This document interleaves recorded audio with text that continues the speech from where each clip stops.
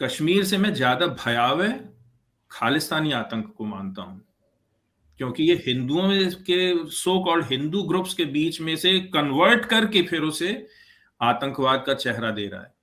और ये अभी का नहीं, ये बहुत सैकड़ों साल से चल रहा है। इतिहास में जब हम पढ़ते हैं, उड़ते हैं। अच्छा, ऐसा है शिल्पी, आज हम ना इतिहास की बात इतिहास की बात नहीं है, लेकिन एक हाँ, परिप्रेक्ष्य नहीं, मैंने दिया। इसलिए वी आर नॉट गोइंग इसलिए to go into the detail, लेकिन ये बहुत पुराना है। लेकिन हम लोग उस चीज को मानना नहीं चाहते हैं। जब तक हम मानेंगे नहीं, उसको जानेंगे नहीं, हम उसका इलाज भी नहीं कर सकते हैं। हाँ, जी। बिल्कुल सही कह रहे हो। मैं ये कह रही हूँ कि इतिहास की जो कंट्रोवर्सीज है वो अलग से हैंडल करेंगे, वो भी बहुत अ, जरूरी है उसका विश्लेषण भी। परंतु इतिहास में आज, अगर हम 200 साल ना जाएं, कम से कम 30 साल तो पीछे चले जाएं, हाँ हाँ 40 हाँ, साल के पीछे चले जाएं। नहीं, पिछले 100 साल का सिंह 100 सभा साल से, चले, लेट देयर हाँ, be a cut off, we'll see कैसे पैन आउट कर रहा है मूवमेंट। जी बिल्कुल। तो और खालिस्तानी तो मैं सच पूछो तो मुझे ये लगता है कि उनको सिख कहना भी बहुत बड़ा अपराध है।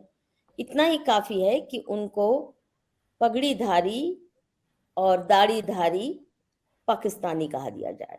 और उनमें से बहुत से एक्चुअली मुस्लिम हैं, वो पंजाब के रहने वाले बहुत से हैं पाकिस्तान के पास, जो इजीली इनके साथ घुल मिल के they become indistinguishable. So you can't even tell कि इनमें से कौन मुसलमान है और कौन अपने आप को सही में सरदार मानता है। नीरज, आप क्या कहेंगे? Let's hear you. जी मधु जी, मैं जो शिल्पी जी ने कहा ना, मैं भी उससे सहमत हूँ कि आपने जितनी बातें बोली उनसे पूर्ण सहमति है। और वो जो आईडी वाली बात कर रहे थे ना शिल्पी जी, मैं उससे एग्री करता हूँ कि इनकी आईडी होनी चाहिए। और मुझे तो सीधा सीधा जो याद आ रहा था कि जैसे वो एक मूवी थी ना, कि उसके यहाँ लिख देते हैं कि मेरा बाप चोर है, तो इनकी आईडी वैसी होनी चाहिए कि मैं धर्मद्रोही हूँ या मैं राष्ट्रद्रोही हूँ, कुछ इस तरह का इनके ऊपर परमानेंट एक प्लॉट होना चाहिए। क्यों नहीं तो ये तो वो क्या कहते हैं, जैसे बरसात में मेंढक निकलते हैं ना, वैसे निकल के फल फूल रहे हैं। और शायद इसमें कहीं कमी हमारे समाज की है कि हमने एक पोजीशन ऑफ स्ट्रेंथ से बात नहीं की कभी भी। और दूसरा, जो अभी शिल्पी जी एक और बात कह रहे थे ना कि इनमें बहुत, आप भी कह रहे थे कि इनमें बहुत सारे मुसलमान हैं। अब ये हमें समझना बड़ा जरूरी है, क्योंकि मैं तो पंजाब में रहा हूं और मैं सब देखता रहा हूँ, फर्स्ट हैंड एक्सपीरियंस है मेरा, कि सिखों में एक बहुत बड़ा वर्ग है जिसने बिल्कुल, जब घोर आतंकवाद यहाँ फैला हुआ था उस समय उन्होंने, मेरे बड़े निकट के रिश्तेदार हैं जिन्हें बचा के रखा, मेरे दोस्त हैं जिन्हें बचा के रखा। क्योंकि सारा देखिए पूरे का पूरा खेल क्या है, सिख हैं क्या, निकले तो हिंदुओं में से ही हैं। आज भी ऐसे परिवार हैं जहां पर बड़ा बेटा पगड़ीधारी है और जो बाकी के बच्चे हैं वो हिंदू हैं। तो ये उस परंपरा से आता है। लेकिन ये, अब इसे आईएसआई का एजेंडा कहें या किसका भी कह लें, उन्होंने बड़े सक्सेसफुली ये बीच में जो क्लीवेज क्रिएट किया, जो पार्टीशन क्रिएट की ना कि हिंदू और सिख अलग हैं, ये उनकी बहुत बड़ी सफलता है कि उन्होंने इसको क्रिएट कर लिया जो कभी पॉसिबल होना नहीं था।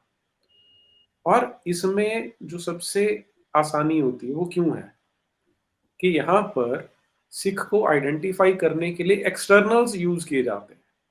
तो उसने केश रखे, पगड़ी पहनी हुई है, दाढ़ी रखी हुई है। और मेरे देखते देखते क्या हुआ है, बहुत सारे जो घोर कम्युनिस्ट थे, बहुत सारे जो सिख विरोधी हैं, मैं आपको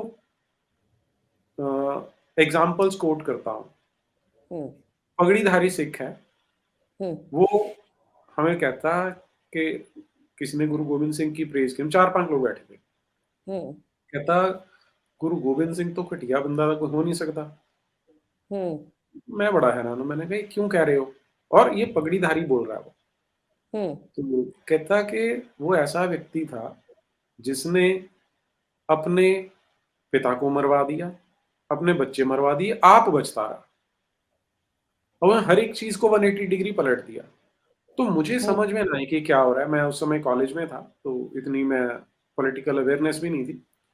तो जब वो चला गया तो मुझे बताया गया कि ये कोई सिख नहीं है, ये एक्चुअली उधर से जो ये माओइस्ट बेल्ट है वहां से आया हुआ आदमी है, और पहले ये सिख था ही नहीं, इसके सर पे पगड़ी भी नहीं थी।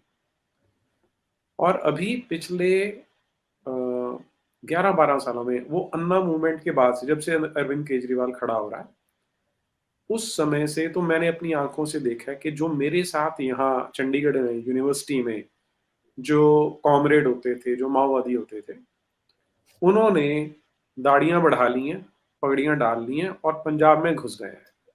और तो अब जो देखता है, जो एक आम सिख देखता है, उन्हें लगता है कि यार ये तो अपना भरा है, ये तो अपना है, उस पर अधिक विश्वास होता है। लेकिन अगर मैं बोल रहा हूँ तो मुझ पर विश्वास कम होता है, क्योंकि मैंने पगड़ी नहीं डाली। तो ये अंदर से जो सबटरफ्यूज है, जो अंदर से सारा कुछ खत्म किया जा रहा है ना, ये करना बड़ा आसान हो गया। उसमें मुसलमान भी घुसे हुए हैं, माओवादी भी घुसे हैं और क्रिश्चियन भी घुसे हैं जो ये काम कर रहे हैं। तो ये आपने बिल्कुल ठीक कहा कि कोई भी व्यक्ति जो पब्लिकली ऐसी एक भी स्टेटमेंट दे देता है, ऐसा एक पोस्ट डाल देता है सोशल मीडिया पे, जो ये दर्शाता है कि भारत को अपनी मातृभूमि नहीं मानता है, भारत के खिलाफ काम करने वाला है, तो उसके साथ इमीडिएटली 0 टॉलरेंस रखते हुए ये एक्शन लिया जाए कि उसकी सिटीजनशिप खत्म कर दी जाती है। कोई उसको गवर्नमेंट स्कीम्स में से कोई बेनिफिट नहीं मिलने वाला। तो ऐसा जो कुछ भी हम सोच सकते हैं वो सारा कुछ किया जाना चाहिए ऐसे लोगों के साथ। ये जो सेडिशन लॉ है अभी हमारे यहाँ, ये अंग्रेजों वाले टाइम का, बड़ी थोड़ी सी टिंकरिंग हुई है उसमें, और आपने वैसे वो उठाया भी कि वो है कि आप गवर्नमेंट को क्रिटिसाइज नहीं कर सकते। लेकिन यहाँ हमारा मुद्दा है कि गवर्नमेंट को आप जी भर के क्रिटिसाइज करो, गाली दो, उसमें हमें कोई आपत्ति नहीं है, लेकिन आप देश को, मातृभूमि को गाली नहीं दे सकते। अगर आप उसे तोड़ने की बात करते हैं तो आप गद्दार माने जाने चाहिए। सेडिशन लॉ में चेंज लाया जाना चाहिए। वो कब होगा पता नहीं, लेकिन हम अपना फ्रेमवर्क ऐसे ही बना के चलें कि सरकार कांग्रेस की, बीजेपी की, किसकी भी है, उसे आप क्रिटिसाइज करना चाहते हो करो, लेकिन अगर आप देश तोड़ने की बात करते हो, देश के टुकड़े करने की बात करते हो, तो फिर आप राष्ट्रद्रोही माने जाने चाहिए, और फिर आप कोई फैसिलिटी स्टेट से, सरकार से, इस राष्ट्र से डिजर्व नहीं करेंगे। इस पे 0 टॉलरेंस होनी चाहिए।